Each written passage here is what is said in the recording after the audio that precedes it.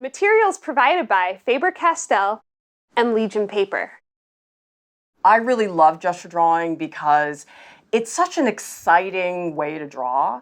I feel really alive and alert when I'm doing a gesture drawing, and it's such a fundamental part of all different types of drawing. I know that I'm not the only one that has anxiety with trying to make a really nice looking drawing.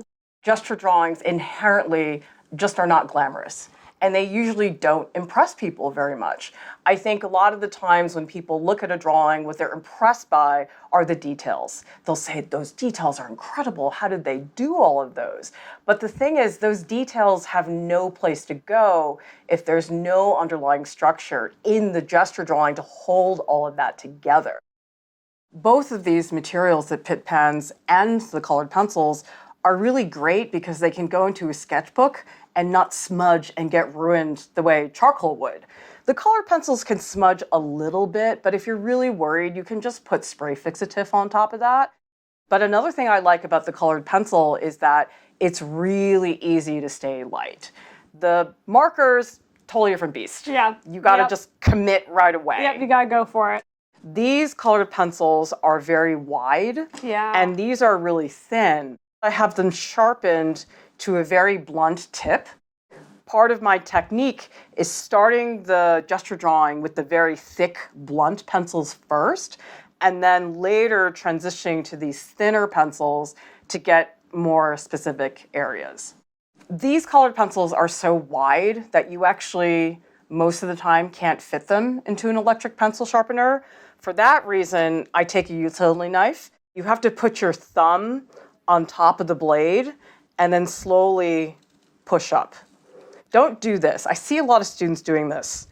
They just push the blade across. You're probably gonna stab somebody. And I like these colored pencils because they're not super stiff. I've worked with some that are so stiff you feel like you're drawing with a rock. And then I've also worked with ones that are so soft that they almost crumble. And I like these a lot because they're soft, but not too soft. I feel like Goldilocks. I mean, that's what comes down to, those figuring out what pressure is right for you. There's something about that slight warmth of the brown, if it's burnt sienna or burnt umber, or even sometimes I'll put a little bit of yellow ochre in there. It doesn't erase that well. Then you have to deal with your marks. These cats are my studio cats. So their two functions are to keep me company in the studio, but also they make great models. If I don't have a subject to paint or draw, but want some practice, you can use them for both quick takes and for longer poses when they're taking naps. Start with the big shapes and then incrementally get to the small shapes.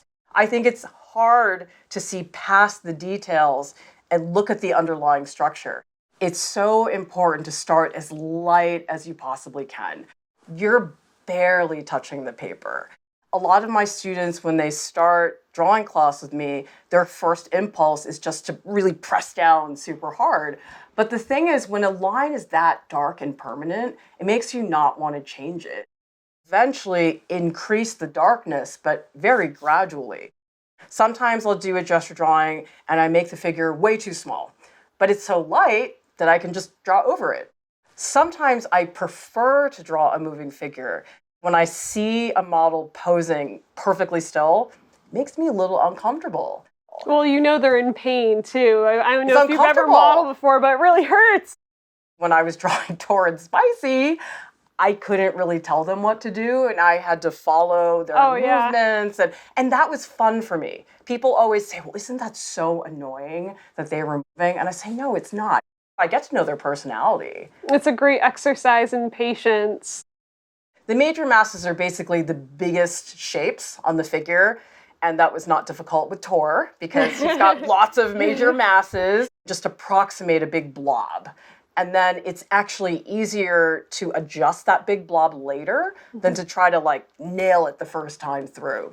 And a bony landmark is basically any part of the figure where the bone is directly under the surface of the skin. The nice thing about bony landmarks is they're consistent across all figures. Doesn't matter how thin or large somebody is. For Tor, I'm wondering, where were the bony landmarks? Because there's so much fur.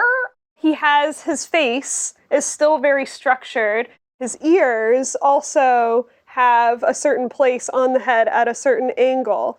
When he's standing up, you can still see his shoulder blades, or where his shoulder blades would be. I'm just trying to get the mass of his body. He's got a huge butt. And I guess I'm using the ears as a landmark. I see you're really starting to get it, though. Like, the paws there look really... Do you recognize him? Yes, yeah, I do. I mean, I'm looking upside down, so it's a little bit hard to tell, but I can definitely see his character in your drawings. Well, I feel like that matters much more than whether the form of him is accurate. Like, I care more about capturing his personality. Yeah, it's the personality that you remember. And I don't feel like the personality is shown in the accuracy of the form. Like, I could take a photo of him that might have less personality than the drawing of him. Or it's the same thing with people that make a really photorealistic picture of a cat, and it looks like the cat, but it doesn't feel like the cat. I keep looking at his nose because I feel like the nose also indicates the direction of the head. He's so soft and furry that the snout is one of the few bony areas that I can hold on to. Look at this. He's just a blob right now. Well, but see, this is great because now I'm really getting his hind legs and the bulk of his back. With gesture drawing, you're really looking for the direction of things. Like, which way is the fur going? I've already done several pages of drawings, and I definitely feel like I'm more warmed up now. One trap that I think is really easy for people to fall into with gesture drawing is to get so hung up on the outline of the figure, people ignore what's actually inside the figure, which is just as important. You have to draw across the form. One thing I really work with students on doing is cutting back on the outline. I'll say, do you really need an outline for everything? Oftentimes you can cut out 40% of the outline, but still communicate the same thing. I always tell my students that there aren't any lines in real life. We see things by their edges. I think what I see students do a lot is they try to do these fragmented lines, and it's like it's too slow. If one line doesn't look very good, you don't have to go back and fix that line. Oh no, don't leave. Hey, no. I think the paper that you use for gesture drawing is pretty important, not in that you need good paper, but rather that you should actually deliberately use paper that's not too nice. I remember being in college or even in grade school, getting really nice, expensive paper was not something I could do all the time. I would feel really precious about anything that I put on that paper because I didn't want to waste the paper. So working with even newsprint, even napkins, is a great way to practice drawing and really be bold about it. This is Stonehenge Light, and it's a really beautiful paper, but it's nice and thin. I started with Stonehenge Light because I knew that I was going to just fly. You're just going to to rip them out and go through all of them. Yeah. This is just you're like Goldilocks. I know. This is Goldilocks paper. It is just the right thickness. Well, the other thing is that sometimes you really will have technical problems. I would never use these Pitt pens with newsprint because it would bleed so bad. right through. Yeah. You'll notice that in the longer drawings, I switched to Stonehenge White, and this is Stonehenge, but it's much, much thicker. It's a lot more durable. This is Stonehenge Warm White, and it's basically the exact same thickness and surface as Stonehenge White, but it's got a little touch of warmth to it. If you look at the comparison between Stonehenge White and the Stonehenge Warm White, you'll see how stark the white is by comparison, so this is a nice option. You can do Stonehenge colors, and these are just really beautiful neutral tones. Faber-Castell Pitt pens. They are a bit firmer than other markers, and the flow is less. It doesn't bleed as much. They still blend, but you're getting a sharper kind of blending.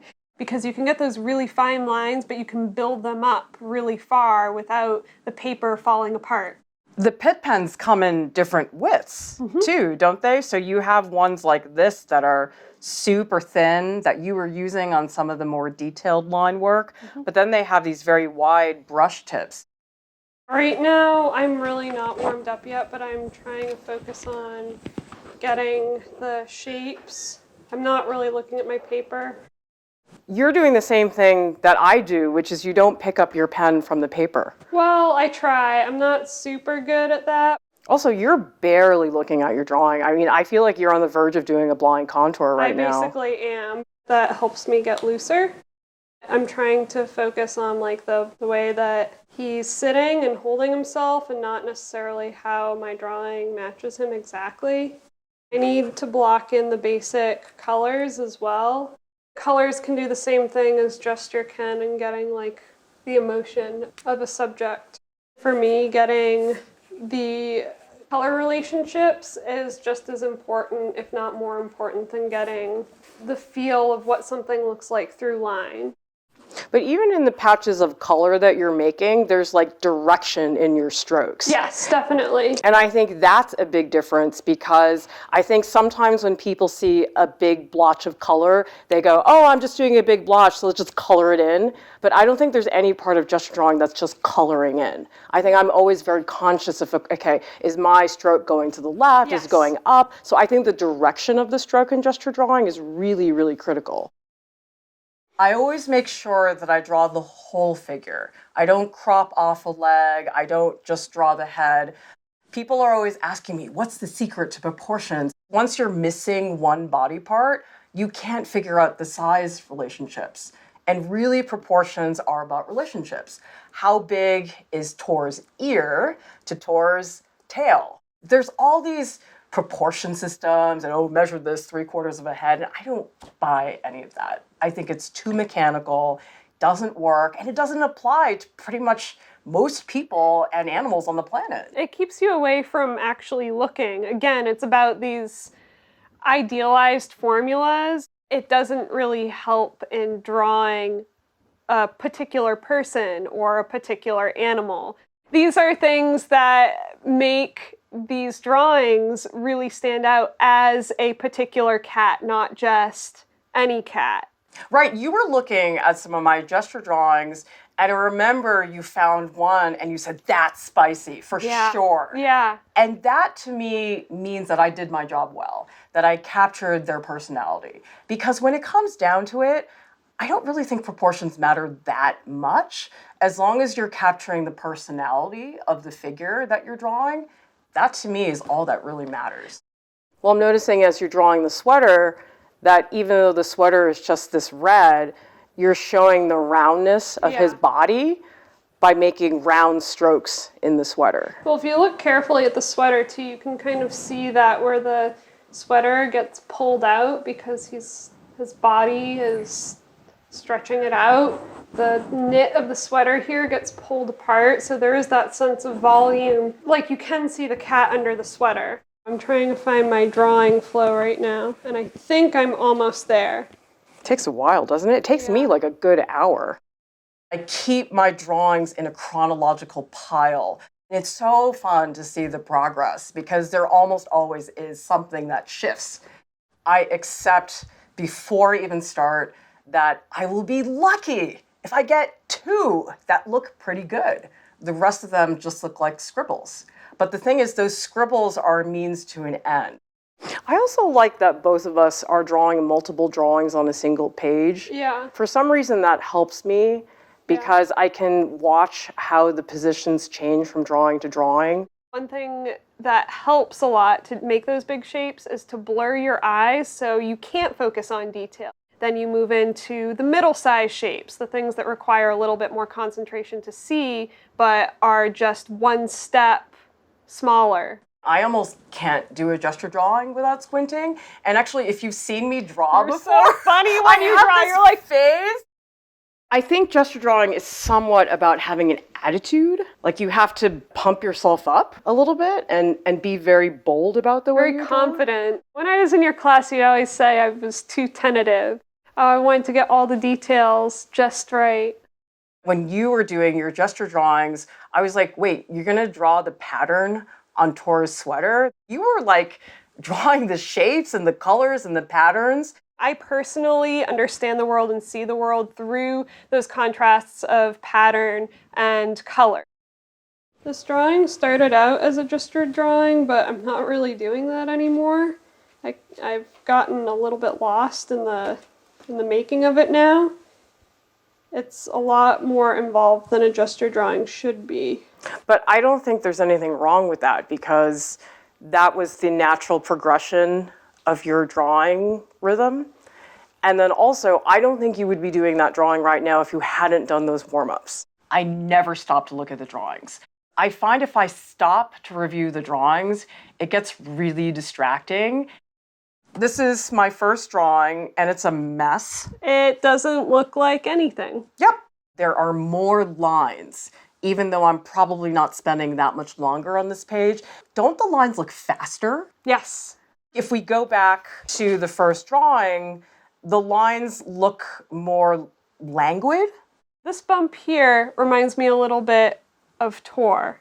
My lines are getting darker, but the thing is, they're not all getting darker. I'm being a little bit more selective, that I maybe want to bring out this form. This is a Tor pose. I really like that one. It's starting to get character to it. It feels a little bit goofy. You'll notice on this page, I actually started drawing little fragments because I wanted to give myself just a little bit more time to go deeper. And I just really like doing these little portraits. These two drawings, even though they're somewhat similar, they do capture different parts of the personality. I'm noticing deeper into the drawings that I'm doing fewer marks. And that's one aspect of gesture drawing that I think is really important to aspire to, which is efficiency. Can you use fewer marks to visually describe the same thing? My efficiency always gets better the longer I draw. In the beginning, I feel like I'm just wandering aimlessly. And then once I see the path more clearly, I can be more selective. Instead of trying out every single path, I can say, yep, let's just try that one. I just love this one too. Again, there's fewer lines there, but you've put in the things that are what make her her. The drawings I like the most are not necessarily the most detailed ones. The efficiency may look less skilled, but in my opinion, it's actually much tougher to capture that than to draw in every single noodly detail. The emphasis on the head, the weight of the marks and the darkness of the marks makes the cat feel like the weight is in the head. These two portraits are the only ones where I really emphasize the eyes. First of all, there's the color change because they're yellow. But oddly enough, I feel like this is one of my stiffer drawings. Yeah, it is. Of Tor. It doesn't look like him. And I wonder if it's because I tightened up too much with trying to emphasize the eyes. You started assuming with the eyes, is what I see. Yeah. His eyes are actually a lot rounder than that. I think the part of this drawing I do like is actually the whiskers and the mouth and the nose. Yeah. And I think one of the reasons that happens is usually when I see people draw a portrait, they really tighten up on the eyes. Yeah. But then they'll do a really beautiful gestural area with the hair. Yes. And I think it's sometimes because people really connect with the eyes because that's how you really know somebody in a way, is when you make eye contact. Yeah. But with the hair, people go, oh, it's just hair, whatever. And so they're so much looser and more experimental. And I totally fell into that trap. I feel like a lot of people get really tied up in, oh God, these aren't good, they don't look good, oh, I can't draw. And you have to see gesture drawing as having its place in your process. And I always feel really self-conscious about my sketches because I always think to myself, oh my God, people must think I really cannot draw. I feel like the gesture drawings are really just for myself. The assumption is, oh, well, I don't have a model, so I just have to draw from photos. And I just think there's more opportunities to do gesture drawing than people realize. I just feel like with a photo, you're missing so much information about their personality. It's like people, like you don't really get an accurate representation of a person over social media. They just post what is the most attractive pictures of them. So, well, you know, when you meet people online before you meet them in real life, and then you meet them in real life and you're a little bit shocked at first? Yeah. Because there's so many parts to a person that don't have to do with what they look like. In order to get better at drawing, you need to look at other drawings. At least in painting, all of the drawing part of it has been covered up by paint. I really like looking at other people's drawings because you get to see the mistakes. You get to see the first few lines that the artist didn't end up going with. And that's just not evident in painting because all the mistakes get hidden. The French artist Ang, he is an artist who's known for incredibly intricate paintings. You'd think that an artist like that wouldn't care so much about gesture drawings, but Ang did gesture drawings, and you can see in his drawings him redrawing the contour of the arm 4 or 5 times. Bonnard, who also does a lot of drawings before he goes on to paintings. He's focused on tone and placement and contrast, but some of my favorite drawings of his are the ones that he does of his cats. They're so simple, they're very humble, they're not beautiful looking. Mostly it's just like scribbles that kind of have a cat-like shape. As a page of drawings, I love this. And then there's a real progression moving downwards to the bottom. I mean, we're watching you learn. This one I think is very nicely balanced, that every part of Tor feels important. I look at this drawing and it feels like you spent all your time here and this didn't really get worked on very much. Yeah. I always tell the students that you want every part of your drawing to progress at the same rate. Yes. You don't want to work on the face and finish it and then save the butt for later because the butt won't fit with the face. Your lines have such a different feel to mine. I feel like your lines are, for lack of a better word, crunchier. Crunchier. And I feel somewhat jealous of that because I feel like your gesture drawings have more structure to them, and mine feel like a wet fish that's just leaping all over the place. I feel the opposite of that. I feel like you have the ones with all the structure to it. You know where to put things, and mine are like, I don't feel that at all, because here, the separation between the hair and the ears, and then that against the sweater, I think really transitions nicely. You actually did end up doing a drawing. A pretty sustained drawing that looks really good and has details. How did you build up to this? Because you weren't planning on doing that. No. I had to start out with these shorter drawings to get things going. You had to do those quick drawings before you did this one. I don't think this would have quite the vitality that it has if you had just started it cold with no warm-up. As a painter, when I teach gesture drawing, I like to come at it from a blocking perspective. Blocking is a term for doing the solid shapes, then you have something to put the details on top of. It's so different than the way I teach gesture drawing because I always begin with line and then I introduce tone and then I ask the students to think about line and tone as partners in crime. I always feel like I have to start with line because when I think about blocking in big areas like that, I feel like it's too much work, but it seems like it really works for you. I give my students a prompt where they have to draw 100 different types of lines. And that way they can really get the gravity and the character of different types of lines and combine those lines into different textures. When I teach gesture drawing, I spend a lot of time just walking around the room and observing how each student is performing physically, because oftentimes their body movements say so much about how engaged they are with the exercise. I usually start the students with 2-minute gestures when there just is no time to think.